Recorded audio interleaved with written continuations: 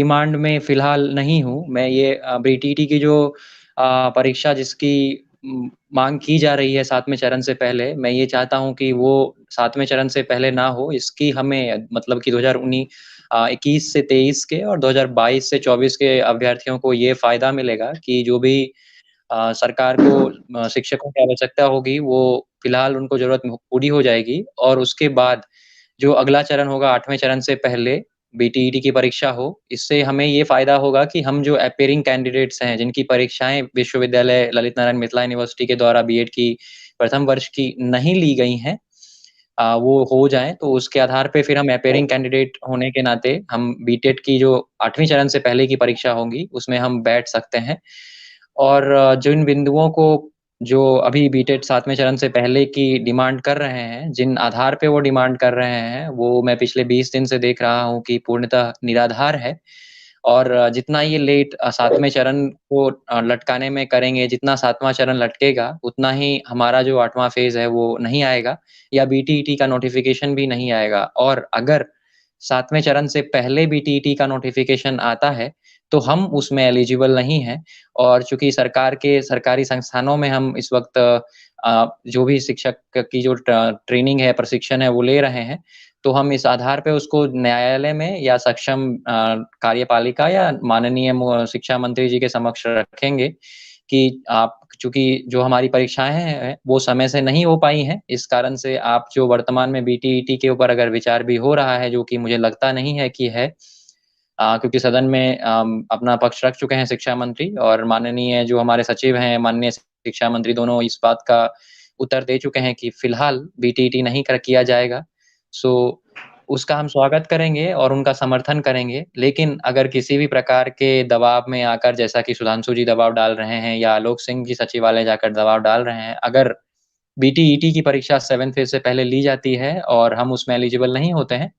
तो हम न्यायिक प्रक्रिया के तहत इसका पूर्णतः विरोध करेंगे और फिर हम ये चाहेंगे कि ये जो प्रक्रिया है, वो मुझे लगता है कि अगर ज़्यादा लटकाया जाता है, तो ना शिक्षा मंत्री इसमें सक्षम है भर्ती प्रक्रिया को कम करवाने में और ना हमारे शिक्षा सचिव। मैं इन तथ्यों को लेकर और साथ ही जो हमारी उच्चतम न्यायालय है, उसमें ये बिंदु रखूँगा कि धारा 309 का प्रयोग करके ये जो प्रक्रियाएँ हैं, शिक्षक पात्रता परीक्षा से लेकर पहले तो 7वां चरण जो है उसको पूर्ण करें, उसके बाद अगर वो पूर्ण नहीं की जाती है ससमय, तो उसके बाद फिर बीटीईटी को जो परीक्षा है 7वें चरण के बाद हो, जिससे कि हम लोग जो अभी परीक्षा हमारी विश्वविद्यालय की फर्स्ट ईयर की प्रथम वर्ष की नहीं हो पाई है, हम उसमें एलिजिबल हों और ये न्यायिक या न्यायालयी निर्देशन में हो क्योंकि मुझे लगता है कि कहीं न कहीं जिस तरह से लटकाया जा रहा है 7th फेज़ को, उसमें हमारे जिला शिक्षा पदाधिकारियों की और प्रखंड शिक्षा पदाधिकारियों की अक्षमता जो हम देख रहे हैं, छठे चरण को भी वो समय से पूर्ण नहीं कर पाए हैं। उसमें अगर न्यायालय का हस्तक्षेप रहेगा, तो मुझे लगता है ससमय 7th फेज़ भी कंप्लीट होगा और उसके बाद फिर हमारी जो बीटीईटी की परीक्षा होने वाली है बिहार शिक्षक पात्रता परीक्षा, वो भी समय से ली जाएगी।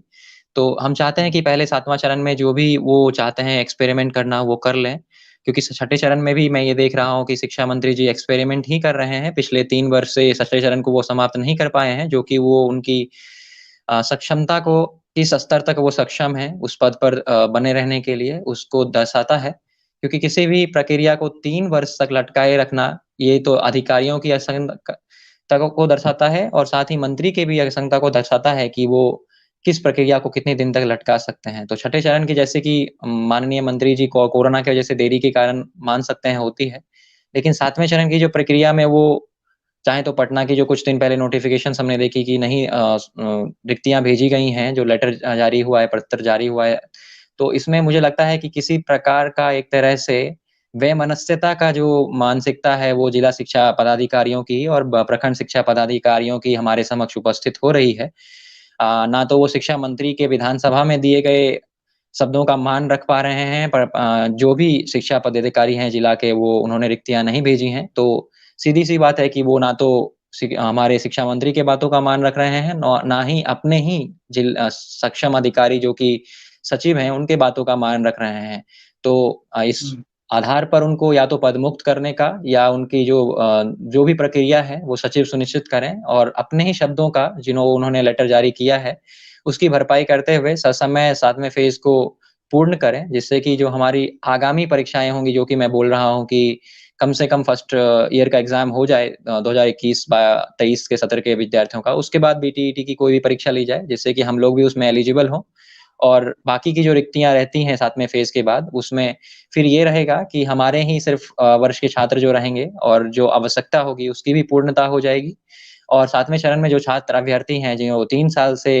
प्रयासरत हैं कि 7वें फ़ेज़ की जो विज्ञप्ति है और अंततः जो उनका भर्ती है, वो आकर और वो नियुक्त हो जाएँ विद्यालय में, वो भी पहुँच जाएँगे। तो इससे ना तो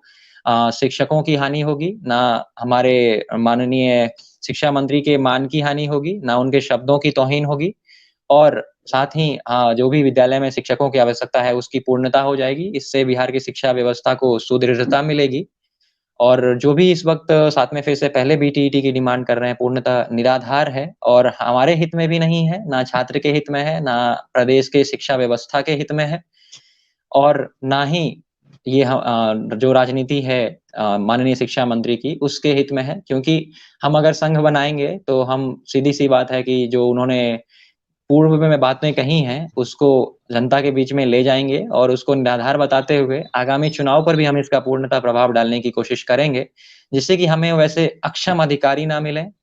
और मामलों को लटकाने वाले शिक्षा मंत्री ना मिलें और ना ही किसी भी भर्ती प्रक्रिया को इतने दिन तक चलाने में अपने अक्षमता की वजह से ऐसे हमें मंत्री ना मिले, ना ही ऐसे मुख्यमंत्री मिलें, जो अपनी राजनीति की वजह से या जो भी उनके मन में मानसिकता है कि बिहार को शिक्षित नहीं करना है, उसके आधार पर हमें ना तो ऐसे मुख्यमंत्री की आवश्यकता होगी, ना शिक्षा मंत्री की। तो हम अगले आगामी चुनाव पर भी इसका प्रभाव डालेंगे और हर एक प्रदेश के हर एक जिले में और प्रखंड में जाकर हम अपनी संगठन को फिलहाल मजबूत कर रहे हैं। जिस तरह से सुधांशु रंजन जी ने नोटिफ़िकेशन के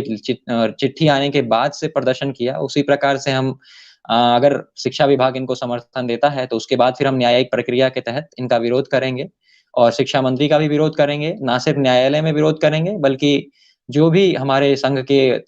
व्यक्ति होंगे, वो अपने लोकल क्षेत्रों में भी वहाँ पर उनका विरोध करेंगे और साथ ही हम इसका पूर्णतः प्रभाव आगामी चुनाव पर भी देखेंगे। जो कि भर्ती प्रक्रिया जो पूर्णतः समय से पूर्ण नहीं की जा रही हैं, खींची जा रही हैं। जिस प्रकार से मानसिक उत्पीड़न छठे चरण के अभ्यर्थियों का किया गया, मानसिक दोहन 7वें चरण के अभ्यर्थियों का किया जा रहा है, वो हम बर्दाश्त नहीं करेंगे। हम बीटीटी की जो परीक्षा है, वो 7वें चरण के तुरंत बाद होने के लिए न्यायालय में जाएँगे, 309 धारा का इस्तेमाल करेंगे। अगर उच्च न्यायालय इस बात से हमसे सहमत नहीं होती है, तो हम सर्वोच्च न्यायालय में भी पीआईएल दायर करके और जो बिहार की शिक्षा व्यवस्था है, हम सिर्फ नालंदा यूनिवर्सिटी की बात नहीं करेंगे, हम नालंदा यूनिवर्सिटी से पहले की जो प्रक्रिया है, यानी कि प्रथम वर्ग से लेकर 12वीं तक की जो प्रक्रिया है, छात्रों को शिक्षित करने की, उस पर भी ध्यान देंगे और इसका संज्ञान हम सर्वोच्च न्यायालय के अधीन में भी लाएँगे और उच्च न्यायालय की अक्षमता को भी दिखाएँगे, जिससे कि जो भी हमें बन पड़ेगा, हम ससमय करेंगे और सक्षम लोगों के समक्ष इन बातों को प्रक्रिया के तहत रखा जाएगा और यही बातें हैं जो मैं रखना चाहता था। काफ़ी दिनों से मैं सुन रहा था सुधांशु जी को जिनकी माँगें फ़िलहाल हमें निराधार लग रही हैं और उसका हम जी। विरोध करेंगे और 7वें चरण की जो विज्ञप्ति है, जो कि ससमय जारी हो जाना चाहिए और कहीं न कहीं जिला शिक्षा पदाधिकारियों के अक्षमता की वजह से या उनके पद पर जो भी अधिकार उनको दिए गए हैं, उसका वो पूर्णता से प्रयोग करके और समय से रिक्तियाँ नहीं भेज पा रहे हैं, जिसके कारण से देरी अगर होती है, तो ये ना तो सचिव की बात की तौहीन होगी और अगर सचिव अपनी ही बातों को अपने ही अधिकारियों पर नहीं थोप पा रहे हैं या उनसे नहीं मनवा पा रहे हैं, तो हम ये उनकी भी अक्षमता को मानेंगे और साथ ही हम इस सभी बिंदुओं को उच्च न्यायालय में, अंततः सर्वोच्च न्यायालय में उनको समक्ष उसको वो पूर्णतः उत्तरदायी दायी होंगे किसी भी प्रकार के विलंब के लिए और किसी भी प्रकार की शिक्षा व्यवस्था को हानि पहुँचाने के लिए। साथ ही मैं पूर्णतः उन सभी सचिवों को जो पूर्व में रह चुके हैं, उनके भी कार्य अवधि पर एक पूर्णतः रिसर्च कर रहा हूँ कि उन्होंने क्या-क्या किया है बिहार की शिक्षा व्यवस्था को सुदृढ़ करने के लिए, उनको क्या करना चाहिए था, कब करना चाहिए था, कौन मंत्री रहे, उन्होंने क्या नीतियाँ लाई। इन सभी चीज़ों को जनता के बीच हम रखेंगे। संगठन बना रहे हैं, संगठन के तहत इसको रखा जाएगा और ज़्यादा ना बोलते हुए मैं इस तरह डिबेट में आने से पहले या जो भी बिंदु रखे जाएँगे, उनका उसी प्रकार से हम काउंटर करेंगे या उनका विरोध करेंगे और जो भी बातें हैं, वो सुधांशु जी रखें या जो भी सक्षम आदमी हैं, वो रखें। प्रक्रिया के तहत रखें और जो शिक्षा व्यवस्था के उसमें उचित है, बिहार के शिक्षा भविष्य के उसमें उचित है, सही है, उसकी ही बातें करें वो। जो कि फ़िलहाल 7वें फ़ेज़ की जो विज्ञप्ति है उसको जारी होते हुए हम देखना चाहते हैं, ताकि जो भी आधार है उसका हमें पता चले कि किस आधार पे नियुक्तियाँ हो रही हैं। जैसे कि भाषाई आधार पे मुझे लगता है सुधांशु जी कुछ दिनों से विरोध कर रहे हैं। तो सीटीईटी में भी वही अभ्यर्थी पास आउट होंगे जो कि बिहार प्रदेश के हैं, उनकी ही नियुक्ति होगी और क्षेत्रीय लोगों की ही नियुक्ति होगी। मुझे नहीं लगता कि उनको किसी भी प्रकार की बीटेट की परीक्षा देने की आवश्यकता है, जिसको पास करके और वो अपने भाषाई योग्यता को सिद्ध करें, इसकी भी आवश्यकता नहीं है। ना ही उनकी योग्यता को हम चुनौती देना चाहते हैं जो वर्तमान में सीटीईटी के पास हो चुके हैं। चूँकि वो 3 साल से इस चीज़ के लिए संघर्षरत हैं, तो हम पूर्णतः उनका समर्थन करेंगे और उम्मीद है कि सुधांशु जी जल्दी ही समझेंगे। अगर नहीं समझते हैं और किसी भी प्रकार की अ, होती है शिक्षा विभाग के द्वारा इनको समर्थन देने की पहल, तो हम उसकी प्रक्रिया के तहत विरोध करेंगे। यही मेरी जो बातें हैं। अंततः मैं ये बोलना चाहूँगा कि 7वें चरण से पहले किसी भी प्रकार की बीटेट परीक्षा के समर्थन में 2021 से 23 के छात्र और 22 से 24 के छात्र नहीं हैं और प्रक्रिया के तहत हम उनका विरोध करेंगे और हम विश्वविद्यालय से विरोध करना शुरू करेंगे। अगर शिक्षा मंत्री समझ आते हैं तो ठीक है, नहीं तो फिर न्यायालय में भी और जनता के बीच भी उनका विरोध किया जाएगा और हम गर्दनी बाग में नहीं बल्कि हर जिले में हम जेडीयू का विरोध करेंगे और जो भी जेडीयू का समर्थन दे रहे हैं इस प्रक्रिया को विलंब करने में और आगामी जो 8वीं चरण की प्रक्रिया होगी उसको विलंब करने में, हम उसको सक्षम तरीके से और सक्षमता के साथ उसका विरोध करेंगे। देखिए, आज से बीटेड वाले को जो बीटेड पात्रता परीक्षा को लेकर संघर्ष कर रहे हैं, आज से उनका आंदोलन चालू हो गया है। अनिश्चितकालीन के लिए फिर से वो गर्दनी बाग में बैठ चुके हैं और उनका फिर से वही मांग है, वो जो आप कह रहे हैं, जिसका विरोध आप कर रहे हैं कि पात्रता परीक्षा हो, लेकिन 7th फेज से पहले क्यों? लेकिन वो इसी बात पे अभी भी बने हुए हैं। उनका यही मांग है कि